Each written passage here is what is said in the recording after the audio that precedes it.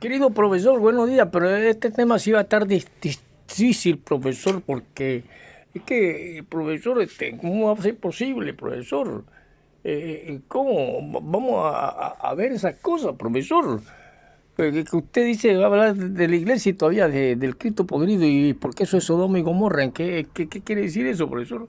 Bueno, querido estudiante, primero que todo, buenos días y siéntese, mi hermano, porque es que esto no es así nada más como ustedes están creyendo, sino que hay que ir al pasado, cuando en el pasado no había explicación de cosas naturales así nada más, y no se sabía dónde venía ni el agua, ni por qué, de dónde viene el juego, ni de dónde viene el aire, ni en esas cosas, ni el hombre era capaz de pensar más allá de cuatro dedos, y todo lo atribuye a cosas sobrenaturales. Pero si nosotros nos damos cuenta de la cuestión de Sodoma y Gomorra, veíamos claramente que existe variadas hipótesis. Las más seguras son que hubieron volcanes, como los habían, el de Pompeya y todos los volcanes que hubieron en el pasado, donde salía azufre y fuego de la boca de la tierra, y hubieron capas tectónicas y aberturas y cuestiones que pudieron, meteoritos, asteroides, por lo tanto que podían destruir no una, sino varias ciudades al mismo tiempo, y que de esto que realmente son las máscaras del hombre, llegamos a lo que se conoce como la ambición.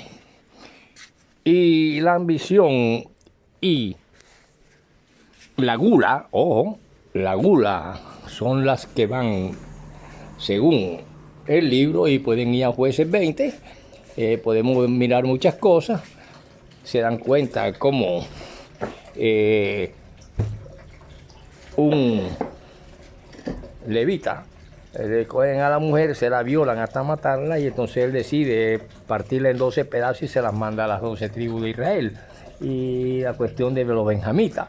Por lo tanto, cuando analizamos esas cosas, podemos ver realmente y analizar. Profesor, pero usted siempre dice, podemos ver que no, ustedes pueden ir al libro de sinónimos y antónimos, el libro de sinónimos, pueden repasar las palabras, sino que a mí, porque esto de ustedes pueden ver, o ustedes escucharon, ustedes esto nos afirma cosas, y nos pone también a buscar e investigar. Por eso no tragan entero, nada más de que un Dios cogió y volvió una mujer de sal y tal, porque esas son leyendas que ya venían también de otras partes, y que eso en determinado momento histórico lo escribieron allá.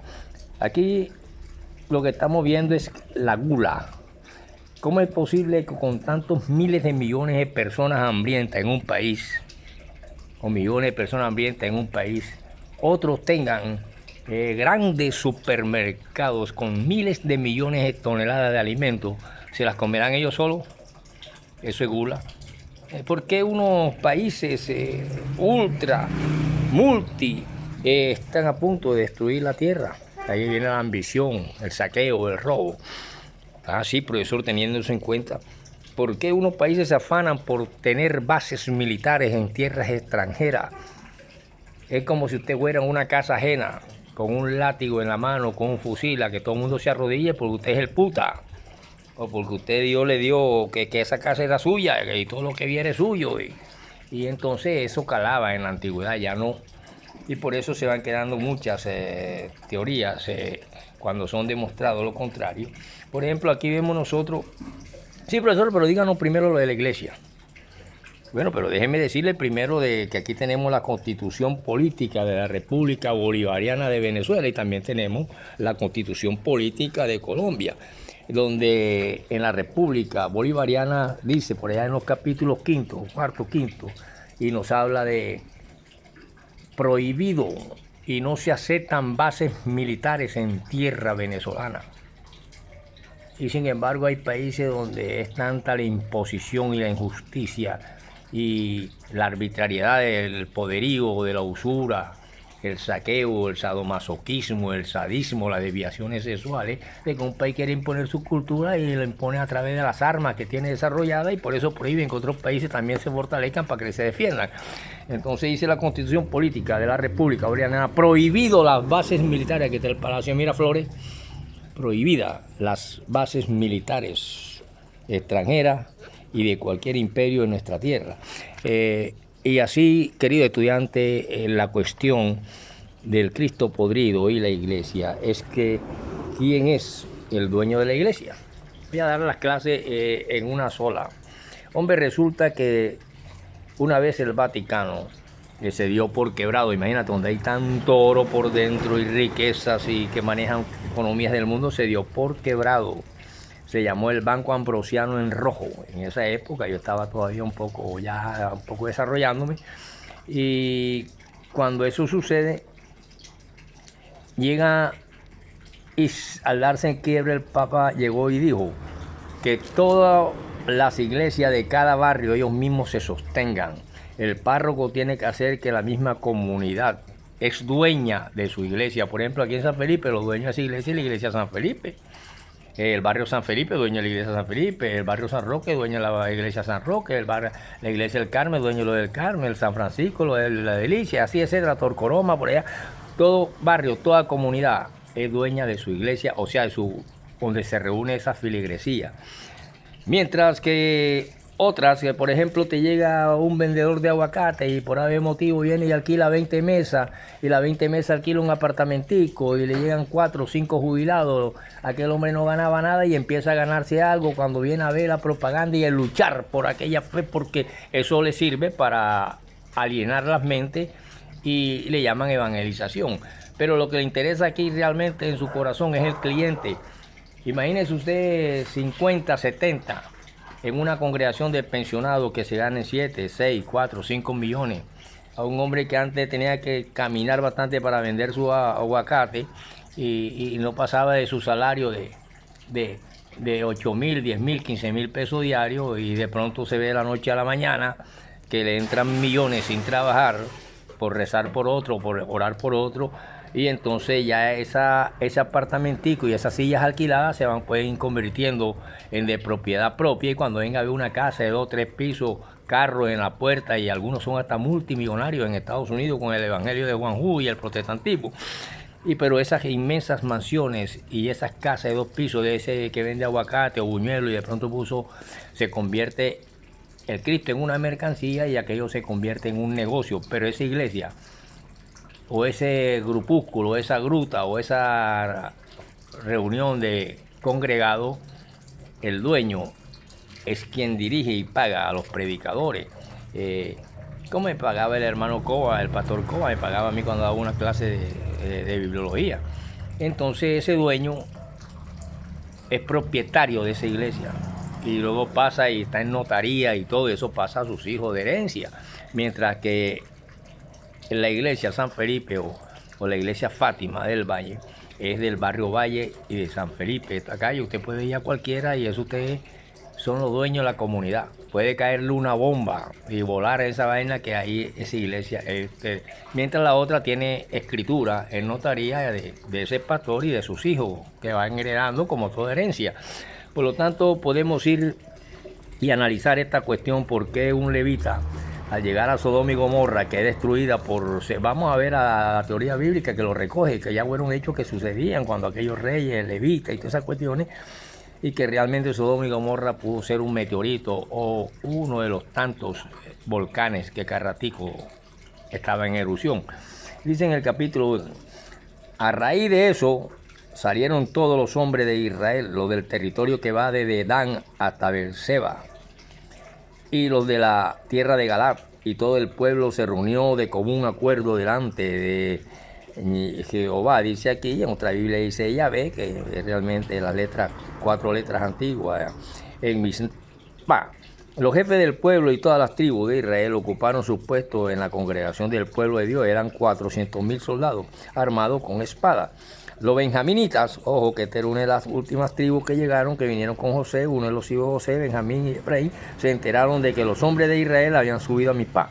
Entonces los hombres de Israel dijeron, digamos cómo ocurrió este crimen tan horrible. Y el levita, el esposo de la mujer asesinada, contestó: llegué a Gibeá de Benjamín con mi concubina para pasar la noche, y los habitantes de Gibeá vinieron contra mí por la noche y rodearon la casa, querían matarme, pero en vez de eso violaron a mi concubina y ella murió de tanta violación una tras de otro. Así que tomé el cuerpo de mi concubina y lo corté en pedazos y envié un pedazo a cada territorio de la herencia de Israel. porque se había cometido en Israel un crimen depravado y vergonzoso. Ahora todos ustedes, pueblo de Israel, digan qué opinan y cuál es su decisión. De común acuerdo todos se levantaron y dijeron: ninguno de nosotros irá a su tienda ni volverá a su casa. Esto es lo que haremos: echaremos suerte para ver quiénes subirán a pelear contra Gibea. De todas las tribus de Israel elegiremos 10 de cada 100 hombres, 100 de cada 1000 y 1000 de cada 10.000, para que consideren y consigan provisiones para el ejército. Así el ejército podrá tomar medidas contra Gibea de Benjamín por el crimen tan vergonzoso que ellos cometieron en Israel, de modo que todos los hombres de Israel se aliaron para luchar unidos contra la ciudad, y se siguen cometiendo crímenes en pleno siglo XX, donde se habla de una civilización contemporánea, y que todas estas leyendas de una explicación de siquiera por qué sucedió un volcán y cómo estaba compuesto un volcán, la atribuyeron a esas cuestiones de leyendas, pero que ya venían de otras leyendas, y aquí entra la cuestión del Leví. Por lo tanto, no se aceptan en la Constitución de la República de Venezuela bases militares de fuera de ninguno. Y así danzaban con sus máscaras, los unos llenos de gula, los otros llenos de usura, de mentira, de codicia, de esa cuestión mitomaniática que tienen ciertos gobernantes de diferentes países, gringos y así por el estilo. Eso es lo que se conoce como máscara de carne, que danzaban a través de un Cristo cuya fetidez de ese brazo podrido que se descomponía dentro de la estatua era tan nauseabundo que no se podía nadie sostener más de un minuto dentro de la iglesia, y hasta el cura salió corriendo, hasta que investigaron y se dieron cuenta que todo emanaba de ese Cristo podrido que empezó a podrirse con la Inquisición y la muerte de un hombre que dijo: si la religión quiere sobrevivir y supervivir, sobrevivirá con las bestias y los ignorantes, pero de que el sol está quieto, es la tierra la que gira alrededor del sol, y no debe meterse la fe en las cuestiones científicas y demostrativas, que es otra lid. Por lo tanto, ¿quién es dueño de la iglesia? La comunidad. ¿Quién es dueño de las iglesitas? Los que la ponen. Yo pongo una iglesita aquí, alquilo un apartamentico, pongo una mesa, una sillita, y me llegan 7, 8 pensionados. Yo no me gano, yo ahora mismo tengo que salir para ganarme por ahí alguna vainita, algunos 10.000 pesos diarios. Ahí me entran 5, 4, 6 millones mensuales a costilla de otros que han trabajado y que son pensionados, y los demás quedan de a poquito. No es ese un gran negocio. No debo defender la herramienta de trabajo que ahora tengo. Ya no puedo estar corriendo llevándome las carteras en las esquinas ni atracando, sino ahora que el Señor me transformó y dejé la marihuana, dejé la cocaína que convierte en impotente, y dejé el vicio, y dejé esto y lo otro, gracias al Señor, pero es gracias a otra cosa. Y así se convierte en negocio la palabra de Dios. Y estamos a punto de destruir la tierra. Si usted lo quiere, maestro,